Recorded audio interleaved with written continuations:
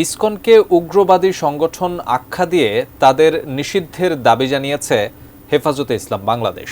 এ নিয়ে অন্তর্বর্তী সরকার গড়িমসি করলে জাতীয় মসজিদ বায়তুল মোকাররম প্রাঙ্গণে জুমার নামাজ শেষে অনুষ্ঠিত সমাবেশে বৃহত্তর কর্মসূচির হুঁশিয়ারিও দেন সংগঠনটির নেতারা।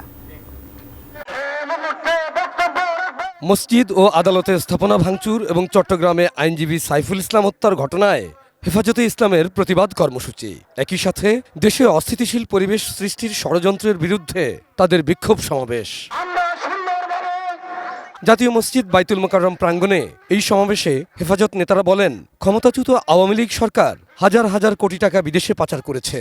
এখন সেই টাকায় দেশকে অস্থিতিশীল করছে বলেও অভিযোগ তাদের। ভারতে বসে ফ্যাসিস্ট সরকার সনাতন ধর্মাবলম্বী ও ইসকনকে উস্কে দিচ্ছে দাবি করে হেফাজত নেতারা বলেন, সুপরিকল্পিতভাবে দেশে দাঙ্গা বাঁধানোর চেষ্টা চলছে। আমাদের রক্তের উপর আপনারা এই গভর্নমেন্টে আসীন হয়েছে, তাই আমাদের দাবি আপনাদেরকে মানতে হবে। উগ্র সন্ত্রাসী ইসকনকে বাংলাদেশে নিষিদ্ধ করতে হবে। কাঠ ও পিভিসি ম্যাটেরিয়ালের সংমিশ্রণে তৈরি আধুনিক আরএফএল উডিডো, কাঠের চেয়েও কঠোর।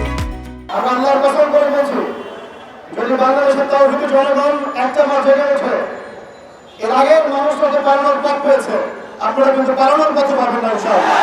সনাতন ধর্মাবলম্বীরা যে সম্প্রীতির মধ্য দিয়ে বাংলাদেশে বসবাস করে আসছে, ভারত তা নষ্ট করার ষড়যন্ত্র করছে বলেও অভিযোগ হেফাজত নেতাদের। চট্টগ্রামে আইনজীবী হত্যার নেপথ্যে যারা আছে তাদের মুখোশ খুলে দেওয়ার দাবি জানানো হয় সমাবেশে। 16 বছর এদেশের আলেম উলামা, এদেশের দেশপ্রেমিক নাগরিকদের উপরে যারা নির্যাতন করেছিল, যেই দলটি, সেই দলকে নিষিদ্ধ করতে হবে। একটি সাম্প্রদায়িক উস্কানির মাধ্যমে বাংলাদেশে সাম্প্রদায়িক দাঙ্গা বাঁধানোর পরিকল্পিত পায়তারা চালানো হচ্ছে।